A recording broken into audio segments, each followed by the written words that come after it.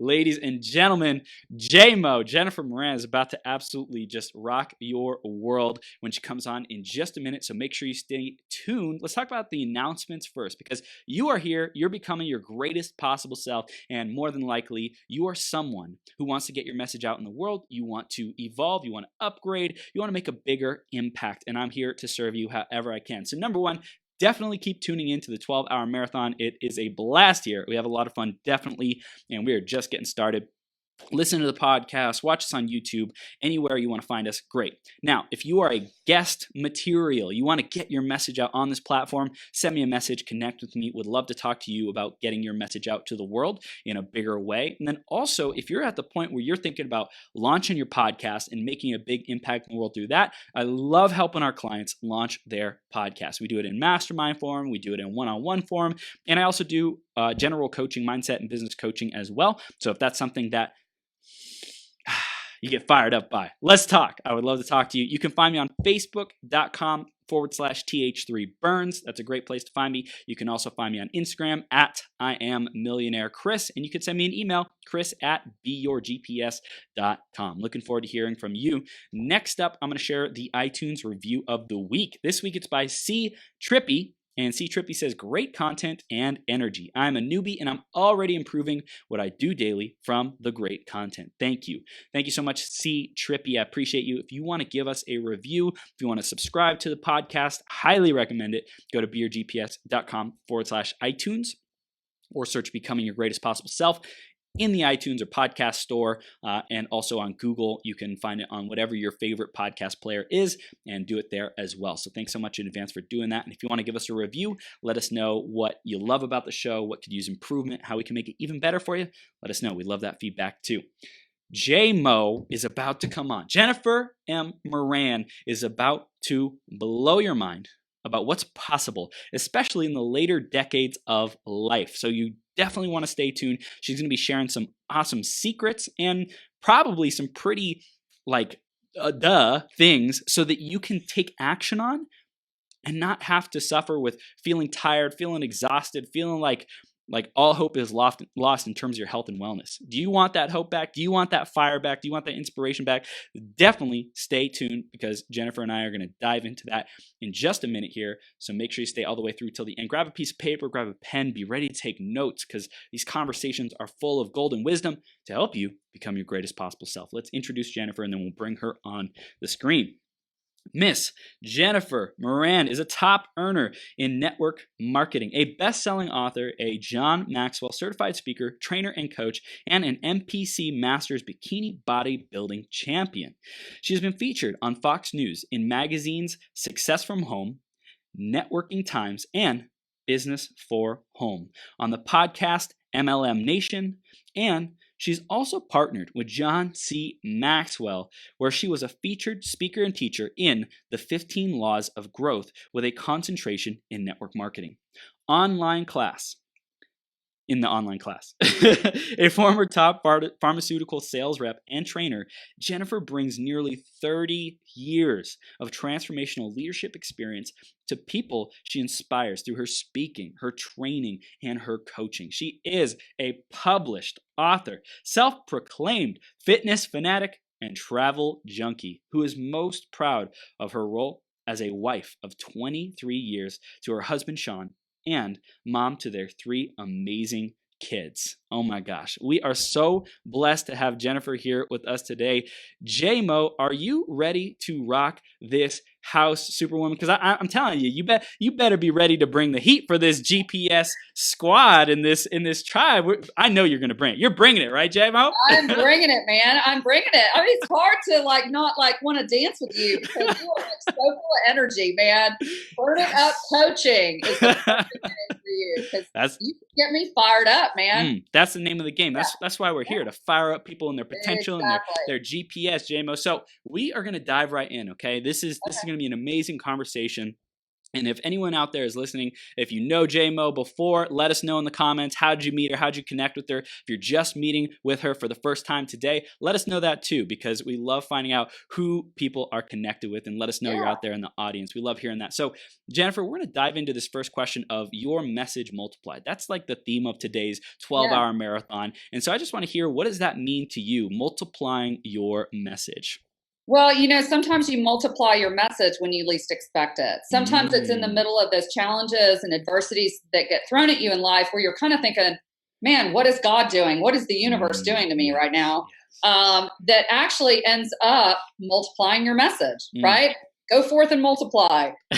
Sometimes there's definitely some challenges that we all face or overcome. And when we're in the midst of it, we don't realize that in actuality is taking us to that next level and is going to multiply our message. It's going to grow us exponentially, not only ourselves, but also touch other people's lives and help them grow as well. So it's huge. It's like we never know what are those circumstances that are like shaping us, and especially when we're in the thick of it, we're like, this is terrible. Like I would rather be anywhere but here. But really, that is our like trial by fire. It's our like journey through the difficult times that allows us to come out on the other side and really inspire and impact so many people like you are doing today. Like you're just freaking shining, girl. It's so awesome. Well, thank you. Well, thank you I feel honored to even be part of your podcast today and part of your marathon. Yeah.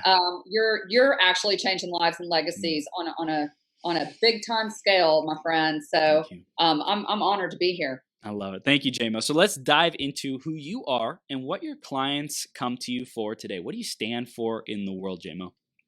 Well, I think most of, really, especially now being 52 years old, I really get a lot of women more than anything now that really where I inspire them is the fact that I still have a very, I guess, youthful outlook towards life. I always tell people that age is just a number. And it's kind of funny how, we talk a lot in leadership and in coaching, how really we have these negative committees in our head. They're always shutting us down on different things. But, it's kind of funny as we hit certain milestones, whether we turn 30, 40, 50, we start telling ourselves, oh, I'm too old for that, or my life's over. But I mean, every morning that you wake up and take a breath is, one more day that you have to crush it and fulfill your purpose in life. And, really years are just markers. That's all they are.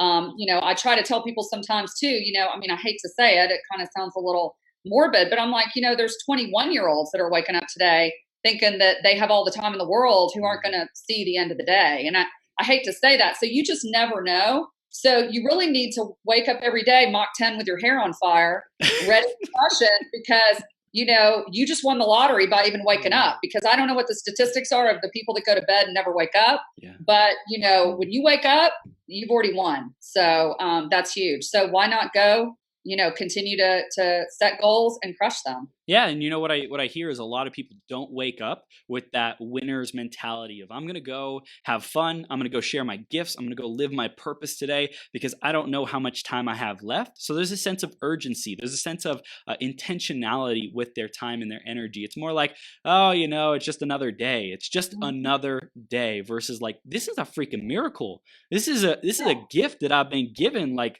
how do people wake up and start to recognize that, Jennifer? Well, it's just really, sometimes it helps me to have a little third party credibility in front of me. Yeah. I know, hearing stories of people that have passed that 50-year mark for me, and have not only continued to crush life, but in some cases started their careers. We've all heard the story of Colonel Sanders, right? Who was in his 60s and started Kentucky Fried Chicken, which I don't know if we need to thank him for that or not, being in health and wellness, but just saying. But, for example, in my industry in network marketing, I had the honor of spending a whole afternoon one time with a top earner in another health and wellness company. And I've looked up to this man for years in network marketing. And he literally got into our industry when he was 62 years old. And I'm in his 9,000 square foot home. He was in his 80s. I want to say he was 89. I could be wrong because he looked 60. And he literally was making $600,000 a month. Wow. Let that marinate. $600,000 a month. And prior to that, he had been a butcher, literally. What? He had a career as a butcher, got out of it in his 60s and joined network marketing and ended up crushing life. And, you know, just his mental attitude. I mean, he answered the door wearing khakis and Air Jordans, and he's in his 80s, you know? I want to be that girl. Yes. Well, maybe not in khakis, but I love it. I love it. So it sounds like really surrounding yourself with people who remind you what's possible versus like kind of living in the monotonous day to day of, oh, it's just another day. It's like if you get around people who are on fire, like yourself, like myself, like these incredible guests who are on this platform and listening to podcasts, going to live events, networking, whatever it is, however you get around them, like that's what it takes to really expand yourself. And I know you have expanded yourself along your journey. I want to go back into the journey and talk about, especially at the beginning, being a pharmaceutical rep. What was that like, and how did you get into that, and what were the lessons that you picked up in that phase of your life? Well, I mean, I grew up in a family of professionals. My father was a physician and an Army colonel. I had two half sisters that were PhDs. My mother was a journalist. I mean, she graduated from University of Texas in 1947 when most women didn't. So I was really raised in that mentality of you go to school, you graduate, you get a good job, and you work for 40 years. You know, the 40-40-40 plan where you work 40 hours a week for 40 years to try to retire on 40% of what you couldn't live on 100% of when you were working. That plan broken, right? But I really grew up in a very achievement type of mindset. Everything was about your degrees. And to make a very long story short, I entered pharmaceutical sales pretty quickly after college, getting my college degree. And I was in that industry for 15 years and I loved it. And it was kind of interesting because I was working for a cardiovascular biotech company, and I was the rep in Houston in the Texas Medical Center. And a friend of mine that called me about network marketing was our rep in Dallas. And literally when she called me, she said, "Jennifer, I have an opportunity for you," which I instantly went, whoa, whoa, whoa, whoa. Okay, I don't do business opportunities, wink, wink, pyramid scheme, Ponzi scheme. I don't do those things. And I literally just felt bad for her because I was like, this girl's an MBA. I mean, is she a sucker or what? Has no one hit her up for these things before, you know?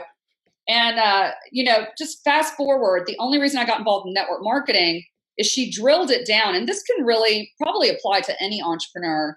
But I always say that people are starved in one of four areas of their life, always. Wow. They either don't have enough time, they don't have enough money, they don't have enough relationship because they're working all the time. So they can't go volunteer at church or be the room mom or go coach Little League because they're always working. So they donate through money, but they don't have any real relationship. And you do hear a lot of people who are uber successful, but then they lose their families or they're on their third, fourth, or fifth marriage because they can't keep a relationship together. So there's always that trade-off. And then, of course, being in the health and wellness field now, I always say, too, which is true, people are always starved in the area of health, either personally, they have children that struggle with their health, or parents or family members. And so, you know, she really built it around that. But she knew that I was passionate about my church. My church was meeting in a school at the time. They had bought about 15 or 16 acres to build a church. And she literally said, listen, why don't you just get involved and just work it for a little bit and do it as a fundraiser for your church. It was with an energy company. So she said, you can switch a few electric bills. It's going to happen with or without you because the state's deregulated. So you might as well get your friends to switch to you and have it go towards, you know, your cause. Right. And that's how I sort of fell into network marketing. And here we are 14 years later. But, you know, my attitude back then in corporate America was, you know, I was too pretty to do network marketing. That was beneath me, you know? And it just the attitude I had towards it. And honestly, I tell everybody, even after I'd quit my job and was in it full time, I still had a lot of belief issues. Because as you and I both know, everything starts with belief, right? Your thoughts lead to actions, actions lead to habits, habits lead to results, right? So even when I was full time, I jokingly say I was a closet networker, which is an oxymoron. It's like jumbo shrimp, right? It just doesn't even go together. You can't be a closet networker. Right. And I see closet entrepreneurs, people who start their businesses and they never tell anybody. Yeah. And they're like, I don't know, I'm kind of embarrassed. I don't want people I'm like, hello, you know, how do you expect to be successful unless you tell people? So that's how I ended up in network marketing. Wow. And so when you were in that first part of being more confident about sharing your opportunity, sharing the value that you had to give to the world? Like what was getting in the way, and how did you break through that? Well, for me, and this is a pretty personal story, but I'll share it with you. Actually, with the company I was with at the time, which was an energy company, they had just expanded into Georgia. Georgia was deregulated for natural gas.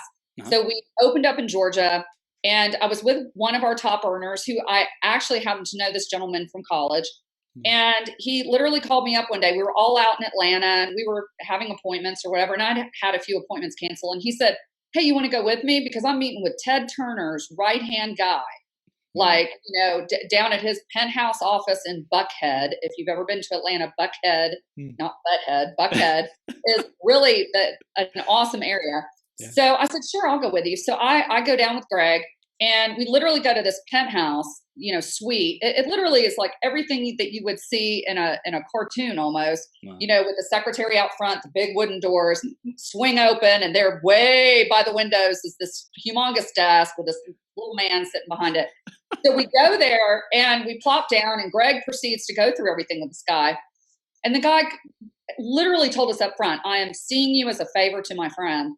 And he looks at Greg and says, "So you're like a top earner in this thing." It's always a thing, right? "You're a top earner in this thing?" And Greg goes, "Yeah, I sure am." And he said, "Well, prove it." Which, you really can't do it now. They don't really want you showing your income because it can be considered a perceived guarantee. Like the FTC doesn't like that anymore. Right. But back then we played a little looser. And so he showed this guy one of his monthly checks, which was roughly about 50 or 60,000 for the month. Right. And the guy looks at it. He kicks back in his chair like this, shoves the book back at Greg, and says, "Why would I want to do that?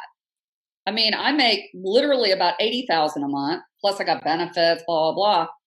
And it got real tense. And I'm thinking in that moment, wow, what's he going to say? Because I had the same hangups. I'm like, man, there's, I have respect for these people that are CEOs, CFOs of these huge corporations. Yeah. So Greg kicks back and he goes, "I'd take my 60,000 over your 80,000 a month any day of the week. And you want to know why? Because I can get up out of this chair, go down to Hartsfield Airport, jump on a Delta flight back to Dallas, go home, sit in my lazy boy, put my remote control like this, watch ESPN Sports Center for the next 6 years, and I still make 60,000 a month. Residual." Yes. Whereas you, on the other hand, never see your wife and kids. You live here, and God forbid they don't fire you next year and it all goes away. Wow.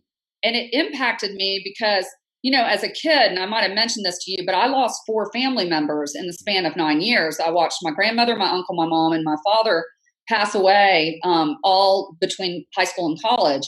And I was a life insurance kid. Life insurance went away, right? I see people where long-term or short-term disability is their plan in life. And I'm like, so your retirement plan is to fall off a ladder, lose an arm? That's how you're going to retire? No. I mean, so, to get passive income, and it doesn't have to be through network marketing. There's a million different ways you can do it, right?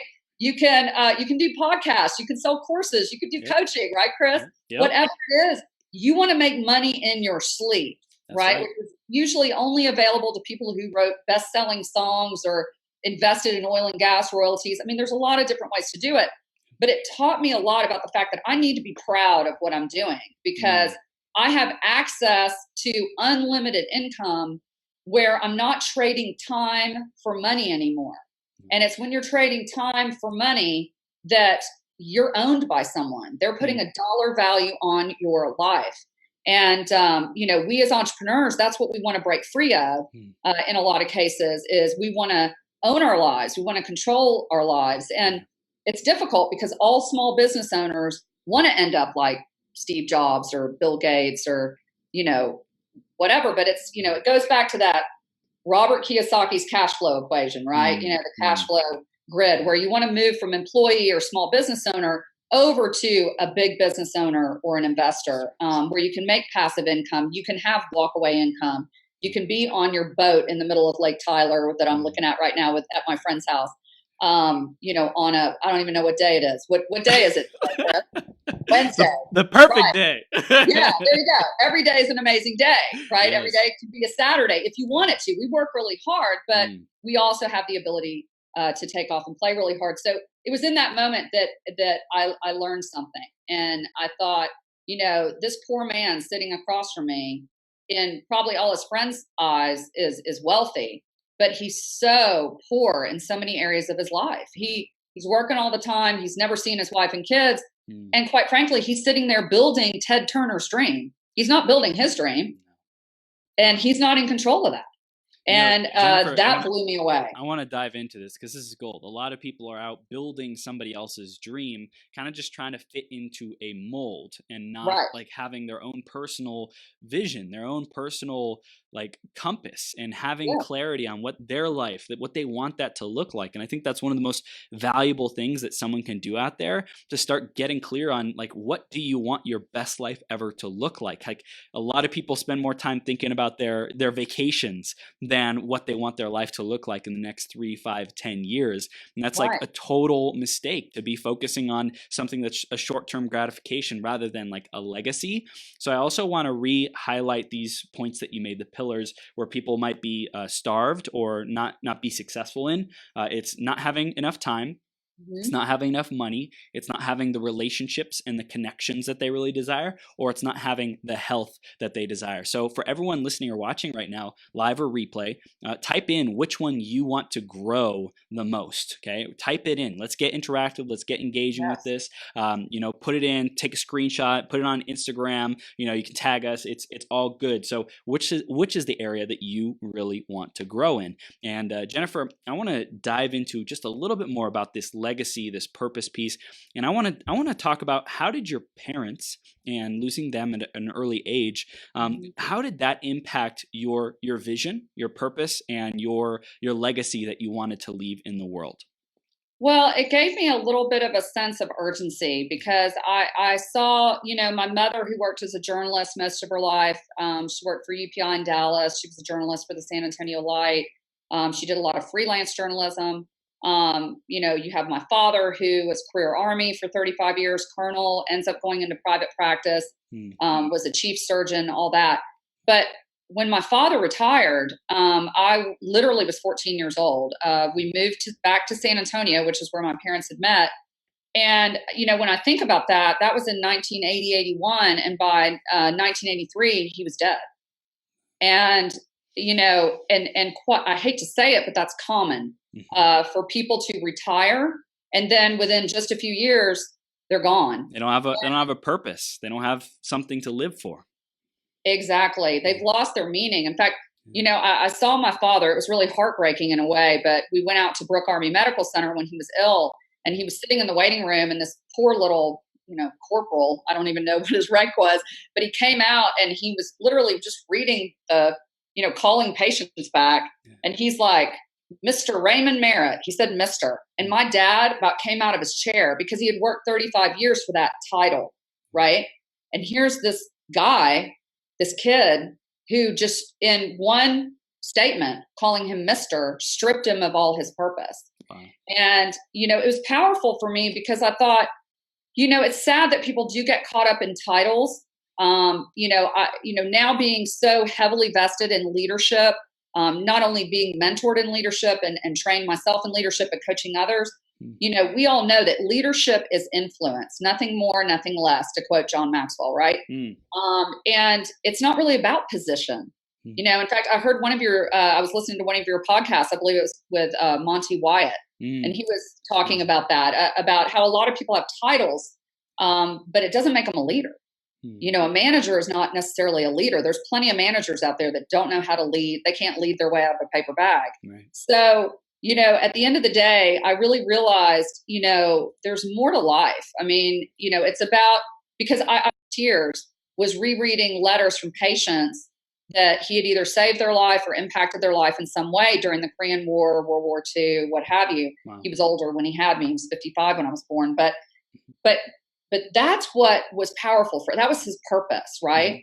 Was to serve others. And, And I think even as entrepreneurs, to kind of fast forward to where we're at here, everybody on this podcast, is somewhat probably in the entrepreneurial space. You might have some people in the corporate world listening, but I think when you don't have a greater purpose that's greater than just making money or making a paycheck, you're not going to last very long, and you're not going to be a very happy person. Mm-hmm. And I think at the end of the day, when your meaning is only wrapped up in building someone else's dream, and that ends, whether you retire or whether you get fired or you get laid off. That's why you see people who get laid off from their job or fired from their job and they commit suicide. Yeah. To me, I'm like, are you kidding me right now? Because and I'm not trying to take anybody to church, but I'm going to preach for a second. Do it. God gave you your own fingerprint for a reason. And even if you don't believe in God, take God out of it. It's a proven fact that nobody before you or nobody after you has a fingerprint like you, which is why the FBI uses it, right? Yep. To identify people. Yep. But to me, that's a wink from the creator, universe, whatever you want to call it, that you're unique. You have a gift and a purpose that no one else before you or no one else after you has. And I really do believe that dash between the day we're born and the day that we die, I think, I don't know if it was Einstein or Mark Twain who said it, but more important than the day you were born is the day you find out why. Yeah. Right? It's about that dash. It's about that. There's something in there in you that no one else has. And that's what excites me. I'm a natural connector. I love to connect great people to great people and connect great people with their greatness. Yeah. And a lot of times it's that very conversation. I get excited looking at Chris Burns because there's something Chris Burns knows that I don't know and that no one else on the planet knows. There's something you can do that no one else on the planet can do. And if that song dies within you, that's a travesty for the rest of us. Yeah. And so I really try to encourage and coach people to come out of that and live their purpose, to really give that some thought. Because we, as I heard someone say one time, it's sort of sometimes we have captivity through activity, which really ministered to me in a lot of ways, because that captivity is sometimes we get so caught up in the busyness of life, just trying to check the box, pay the mortgage, pay the bills, get the kids put through college and whatever, that we lose sight of what we were really meant to do. And that's powerful for me. And that's what fuels me every day in whatever platform I'm given to speak to people, is I want to bring that out of them and help them. Did you discover that, like your connection with your purpose, your intimate relationship with it, knowing, hey, every day is another opportunity to share this message and impact people? Did you discover that as before or after, during becoming a top income earner in your company? Like, when did that connection really get created for you? Well, it's kind of interesting because my friend that I'm staying with right now, Carol Emery, she's amazing. She's a boss all in her own right. But we just went and had lunch, and we were talking on the way back. And, I was telling her, I said it was kind of interesting because for years when I would speak on stage, I would have people come up and say, that was great, whatever. But then they'd always go, I know you from somewhere. Like, I have seen you before, or you look like my cousin Sally or whatever. And I mean, a lot of times it would kind of bug me because it happened. There were certain times that it would happen more often than others. Yeah. But I happened to be with a mentor of mine, this guy named Randall. And Randall, he used to call me Jazzy Mo. And one day I'd finished speaking. He was speaking as well. And this lady comes up, and literally your cousin Sally kind of thing. And she walks off, and I go, Randall, oh my gosh, people tell me that all the time. And I mean, what if cousin Sally is not a cute girl? I mean, I kind of want to know what her cousin Sally looks like. Like, is this a compliment? And we were kind of laughing about it. And then he got real serious, and he looked at me and he goes, Jazz, he goes, you understand they don't recognize you, right? And I went, what? And now, again, I'm not trying to take anybody to church. Randall's a Christian, but he said, when you're on stage, Jennifer, and you are really pulling down your purpose, you're walking in your anointing. And what people recognize is that universal, or, as I would put it to a Christian friend of mine, they see like what the Holy Spirit's purpose for you is in that moment, and they recognize him. Wow. They don't recognize you, but they see him, but they think it's you because they've seen it before, because they were somewhere before they came here. So they basically are like, that looks so familiar to me, because you're in your purpose, you're walking in your purpose, and everything in the universe aligns in that moment, and it just clicks, and people are like, I recognize that. And it's kind of funny, because I feel like when you get off track, because there's been times in my life I've definitely gotten off track, or I haven't been where I need to be in alignment with gratitude and everything in my life spiritually, that I've noticed it stops. People stop saying, I know you from somewhere. Does that make sense? Yeah. So it's interesting, and it kind of has become my barometer of how aligned I am in that moment. And, that's when it really, I realized, oh my gosh, this is my gift. When I'm up here, I'm connecting, and I'm pulling greatness out of people, and that's my purpose. That's when people, and it was when I would get up and just talk about the business. I'd start crushing numbers or something that people were like, yeah, great talk. Nobody said I look like Cousin Sally, that I thought, okay, well, maybe I'm not the numbers girl. I'm the vision girl. Wow. And I've started to realize, through knowing that I had the ability to cast vision, that I also had the ability to give others vision for their own lives. And that led me to realize, and it was really through one of my other business coaches, where he bottom lined it for me. And he was Jim Rohn's 18-year business partner. And he said, listen, this is the deal, Jennifer. I mean, you have a gift. You connect great people with great people. You've connected great people with me in my mastermind, or whatever. And, it's probably why I am a top earner in network marketing. I have a love for connecting great people with whatever their purpose is. And they can feel that, I guess, when I talk to them, because it suddenly turns me from being a salesperson to, I care about you. Because I've literally looked at people and said, oh my gosh, being an entrepreneur is not for you. You got to be a certain kind of person. It's not for everybody. Right. And I don't know. It's in all of that I've realized I know how to check to see where I'm aligned. So. That's so powerful, because it's when we have a guiding compass, a check in with ourselves, that's in my opinion the greatest truth that we can tap into, right? Like, what is God, source, creator, universe, what does that want from me? What is my greatest self-expression? If we're constantly inquiring about that, am I living my purpose today? Did I do my best? Did I really show up and serve in my gifts? Or was I trying to fit into somebody else's mold? Was I off track? It's like really being in communication with that source and that guidance system. It's essential to be able to live our greatest life. Yes, exactly. And, I was listening to a very old Jim Rohn talk years ago, and I heard him say something along the lines of, you're not a tree, right? Like, a tree has a purpose. Yeah. A tree grows and it casts shade. That's its only purpose. And if a tree doesn't like its purpose, well, guess what? It's stuck. It's a tree. It can't get up and move.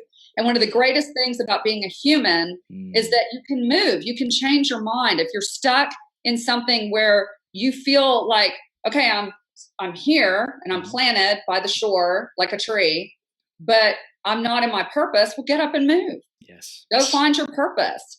Figure out what it is that you really feel called to do. And that's the hard part. And sometimes I don't really think it's figuring out. It's listening and watching in the journey. And a lot of times, kind of, I guess, to sort of get us back on topic here, because I have a feeling you and I could talk for hours, but, in terms of adversity and things like that come your way, instead of viewing it as adversity, view it as a chance to get polished. I tell my kids a lot of times, if silver gets tarnished, like I have my old grandmother's tea service, and sometimes it turns black, and I have to polish that tarnish. Right. That rubbing process to get it shiny again is not fun for the silver. I mean, I am rubbing, and it's this gritty stuff. And it probably, if the silver had feelings, it would be like, ow, that hurts. Stop doing that. But it's making it shinier. And a lot of the things that come at us in life that we kind of go, ow, that hurts, and I don't like that. It's for a purpose. And you can choose in that moment with your free will to either view it as failure or as fuel.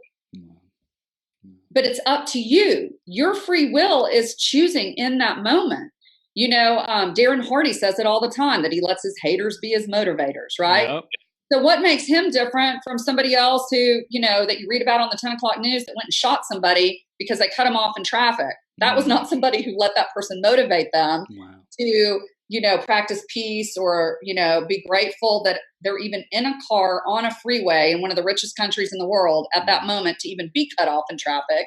It's all your attitude of how you look at it. Yeah, it's the attitude, it's the perspective, and I love that we're transitioning into this because you had a perspective, in your 40s, let's say, that you probably didn't have as much vitality and energy and life and well-being as you as was possible, and something was blocking you from that. And I want to educate our audience how they might be limiting themselves or seeing things not as their limitless selves, and what your transformation was and how you transformed your body. Let's dive into that story.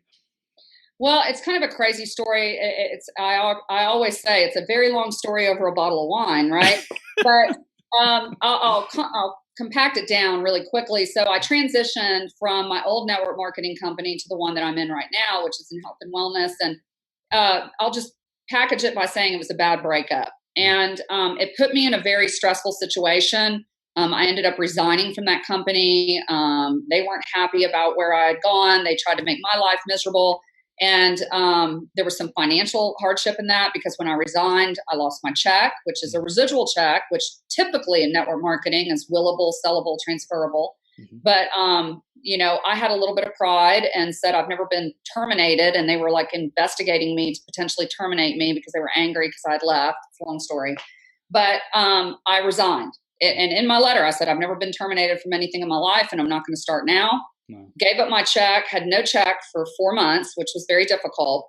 But as another mentor of mine, the CEO of the company I'm with now, Logan Stout, said just the other day in a quote, it's when your back's against the wall. And if you work as though your back's against the wall, then your back will never be against the wall. Wow. But I worked because my back was against the wall. Yeah. And I had something to prove. And it was one of those moments of choosing, I can let this totally shut me down and debilitate me and just go into bed and pull the covers over my head and cry. Or I can wake up every morning with that visual in my head of them saying, see, she went there and she failed.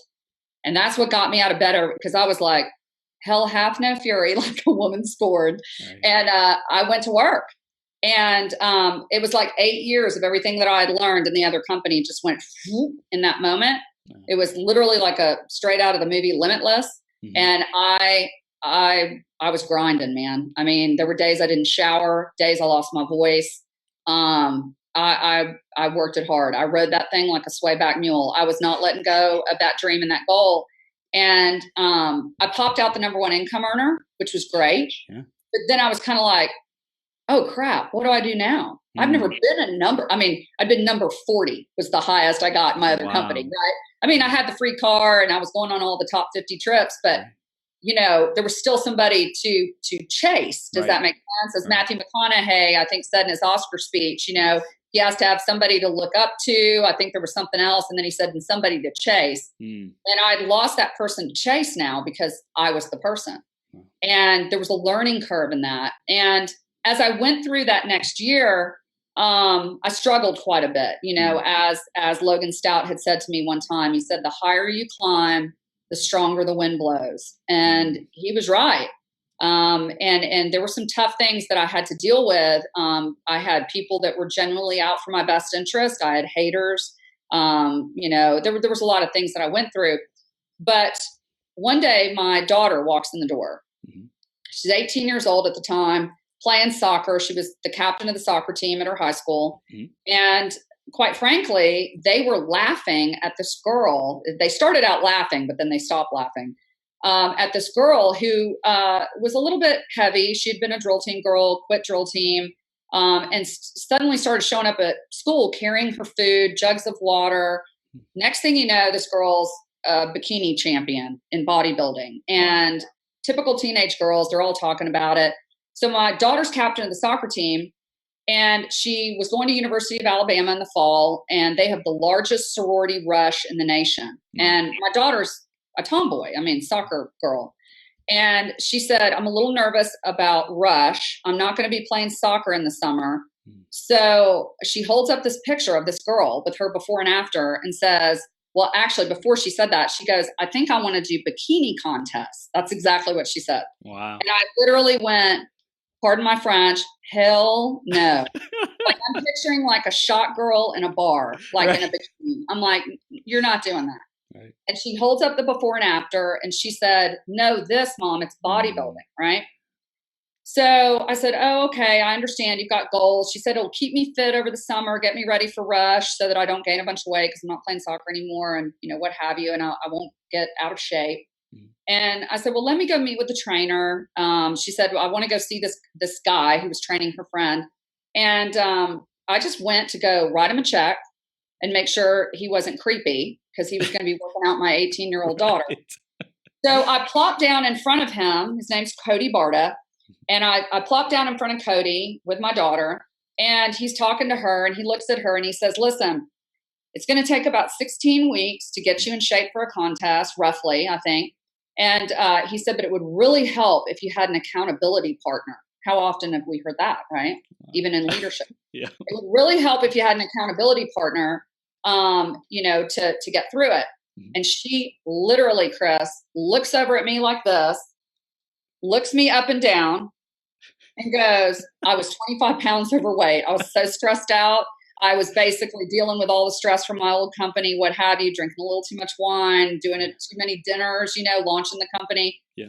He looks at me, looks me up and down, and she goes, well, you're the number one income earner in a health and wellness company. Wouldn't hurt you to do it. Just like that. So I was like, okay. And in that moment, I was all business, man. I was thinking, well, I mean, I get a chance as a mom to spend time with my daughter, which any parent out there listening knows is rare, for them to invite you to spend 16 weeks with them. Right. And then on top of that, I thought, man, maybe I could recruit the trainer, and plus, even though one piece of my health and wellness business I had down because it sort of combines medical with pharmaceutical with nutraceutical, there was this whole other side where we had pre-workouts and post-workouts and shakes. And, when I would sit down in front of a trainer and they would go, well, how does your pre-workout compare to C4 or, Psychotic by Insane? I didn't know. So I thought this is a good time for me to learn everything, right? So I dove in. And it's kind of interesting that when you take a leap of faith, and in a way, I was a little bit running away from my problems, I realized too in that moment. It was sort of that nobody likes me, everybody hates me, guess I'll go lift weights. That was what it was for me. So I thought, and my excuse was I get to kind of back away from everything in my business to spend time with my daughter, everybody understand, all that. So I dive into it. About 8 weeks in, my trainer looks at me and said, I think you should compete. And I went, okay, I'm literally, at the time, I was 48 years old. And I said, nobody wants to see that in a bikini. Like 3 C-sections, not trying to be TMI, but I had literally just had a hysterectomy, like 4 months earlier. Wow. So I had all these little keyhole scars on my stomach and, all self-conscious. And he said, no, I'm telling you, there's a lady named Ernestine Shepherd. I mean, if anybody out there listening, just Google the woman. In fact, I believe Prevention magazine did a little YouTube documentary on her. And she's in her 80s now, but she still is competing in NPC bikini bodybuilding. And she's in her 80s. Dang. And does not look it. She is more ripped than the majority of my friends in their 30s, right? Wow. So he shows me all this stuff on Ernestine. And I said, all right, I'll give it a go. But I realized I needed accountability outside of my daughter. And so in a leap of faith, I put it on Facebook. Probably the biggest mistake I ever made. All of a sudden, everybody's watching. Yeah. Because, and it's everybody's watching. I mean, the good, the bad, and the haters, right? Yep. They're all watching, either to see me fail, see that our products don't work, see that I quit. Wow. And in fact, I told everybody when I finally ended up to kind of fast forward, I placed top 5 in NPC Bikini, the first show in 48, when I was 48. And in fact, I look like the mule at the Kentucky Derby. I mean, I come trotting out there and my bikini is like covered in the logo of my health and wellness company. That's how, the corporate girl that I was at the time, right, you know, right. when it comes to what I was doing I was really technically telling myself I'm doing it all for my company, you know? And then I placed top 5. Well, Chris, I have a feeling you're probably like me. If you're a competitive person, you're a champion. What do you hear when you hear top 5 and you place 5th? You're like, thanks for the plaque. That sucks. Not there yet. I'm getting one. Okay. So I set a goal for myself, went back into another 16 weeks of contest prep after a break, added a couple more products from our company just to see if they made a difference, which they did. And next thing I know, I'm winning first place at NPC Bikini in a national qualifier down in Corpus Christi, Texas, which, oh, by the way, Amanda Latona, who was like my shero through the whole thing. I followed her on Instagram. She was a former Miss Olympia. At the last minute, she ended up appearing at that competition, which to me was it was like law of attraction. Yep. And not only did she appear there, but she ended up talking to me, and my videographer even got her on tape saying, "Way to crush it, JMO." And I just thought this just shows the power of vision, believing it, that it's going to happen, putting visuals out in front of yourself the whole way through.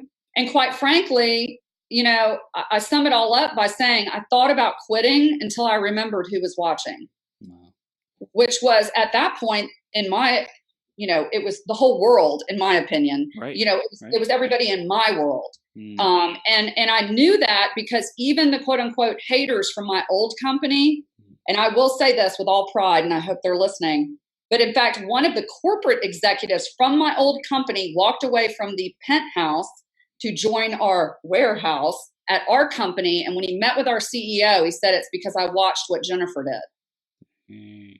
And he left my former company, came over, and other people followed him because of that, and told me later, sort of hat in hand, you know, we kind of thought, oh, you're going to fail. And then you became the #1 income earner. And then we were like, oh, the products aren't going to work. And then, wow.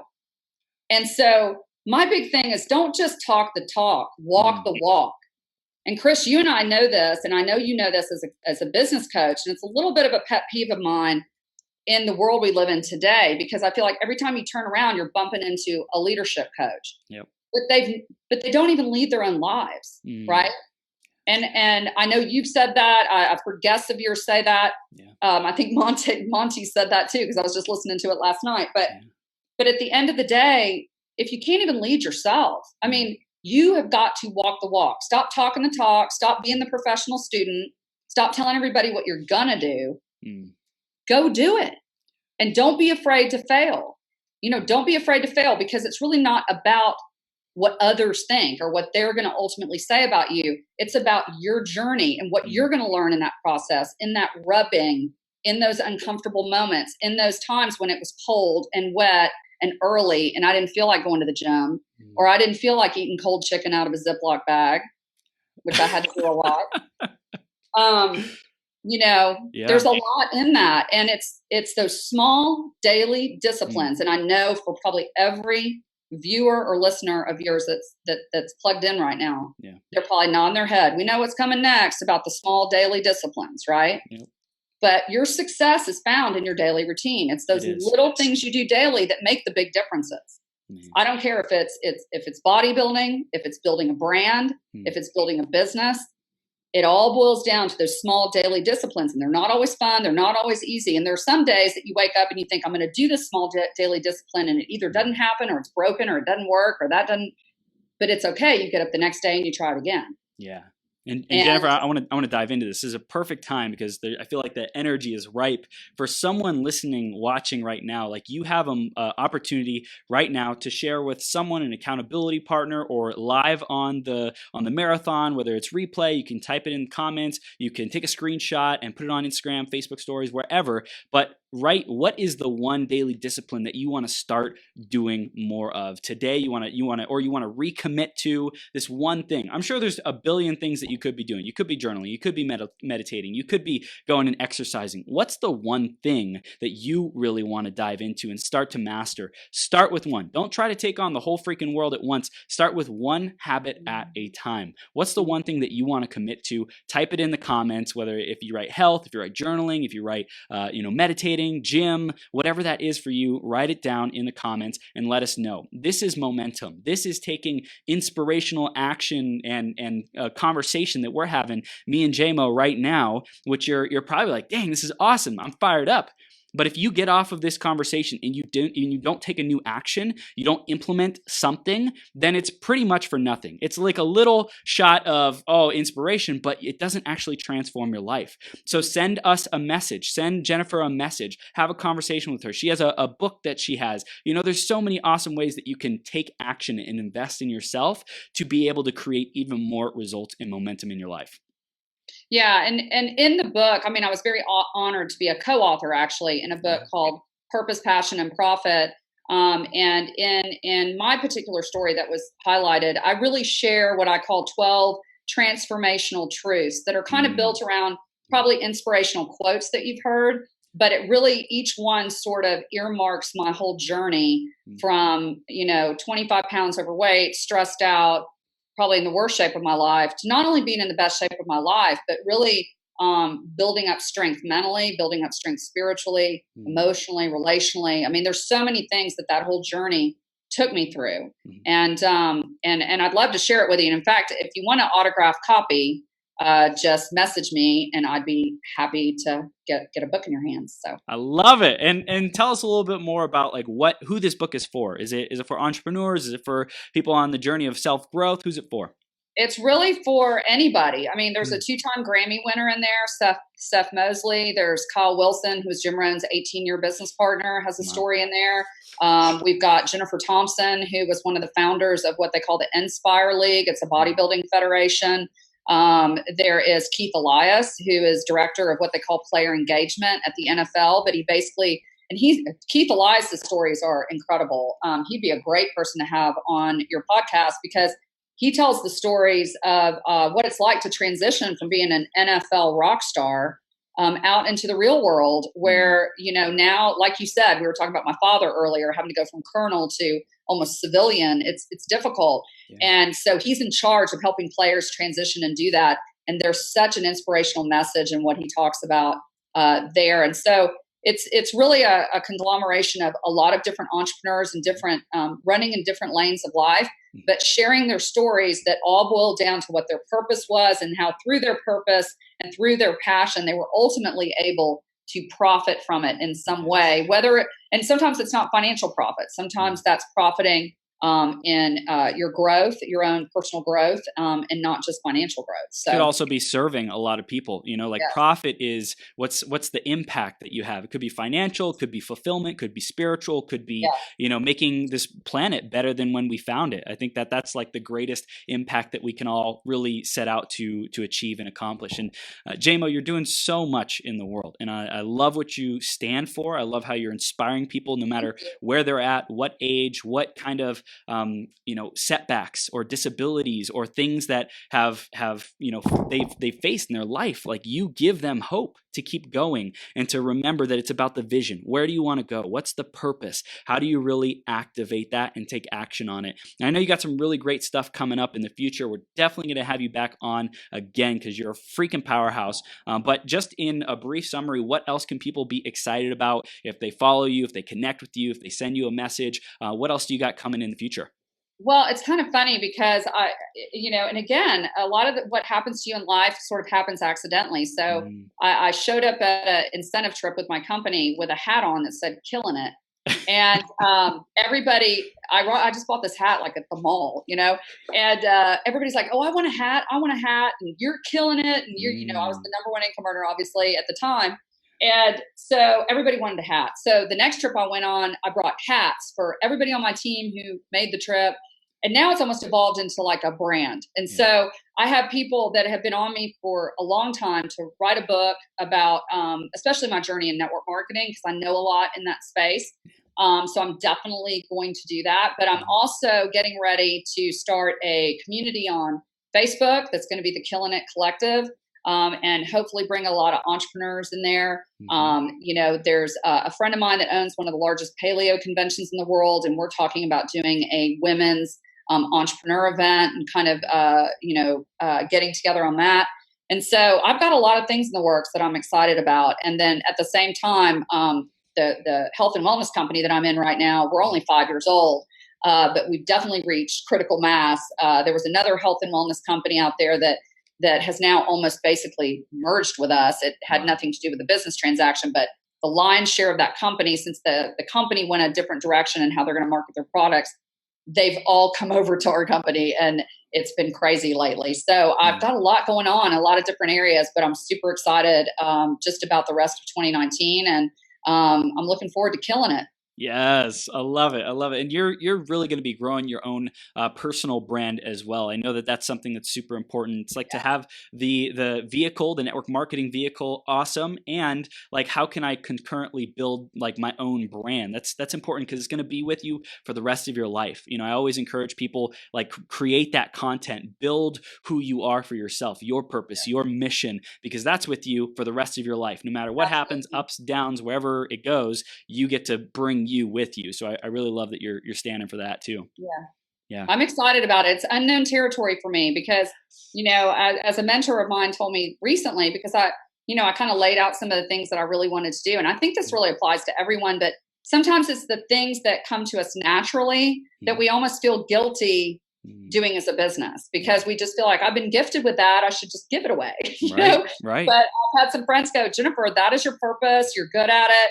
And there's people that are lacking in that area that would pay you to help them. So I'm like, wow, okay, so I'm looking forward to that. I love it. So let's give people the next step. How can they stay connected with you? Where do they go to have a conversation with you or email you? Let's let them know. Yeah, well, right now, the best ways to connect with me, I am big on Facebook. I do a lot on Facebook. So you can always find me there. I'm listed as Jennifer Merritt, and that's M-A-R-E-T. Moran, M-O-R-A-N. You can message me there. You can talk to me there. I'm on Facebook a lot. You can also email me at jennifermoranonline at gmail.com. So that's jennifermoranonline at gmail.com. I do have a website that will be coming soon. We're still kind of working on some domain names there, but I will be posting that and sharing that as we move forward. So I love it. I love it. And if anyone has any questions for JMO, you want to just let her know what you got out of this interview, what was most inspiring about it. You have one of the biggest hearts, and you're just so much fun, so easy to talk to. And I know everyone who comes across your path is just uplifted because of being in your presence. You're just a beautiful, beautiful light in the world, Jennifer. I so appreciate you. You're amazing.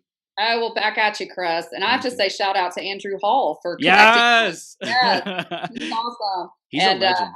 I feel very blessed that I connected with you. You're incredible. So this is just the beginning. So again, they can connect with you on Facebook, Jennifer Merritt Moran, and that's Jennifer, and that's Maret, and Moran, Moran. So that's beautiful. Definitely stay connected with her. And Jennifer, we got one more minute. I want to hear just the heartfelt message, what you want people to really step into their greatest possible self in this last minute of the interview. Give it to them. Well, I just really want people to understand that they have a purpose that is far greater than probably they even realize, and that they are created to not only be, but to have more than they could ever imagine. I mean, abundance is out there, and really the only thing limiting you is yourself. So you got to move past that. And if you need a reminder of that every day, like I said earlier, just take a look down at your fingerprint, and that'll remind you that you're already winning, you're already unique, and just get out there and kill it. Boom, killing it. JMO, you are on fire. I appreciate you being here. Thank you so much, and we'll be seeing you really soon, okay? All right, thank you so much. You're welcome. Thank you. I'll see you soon. Okay.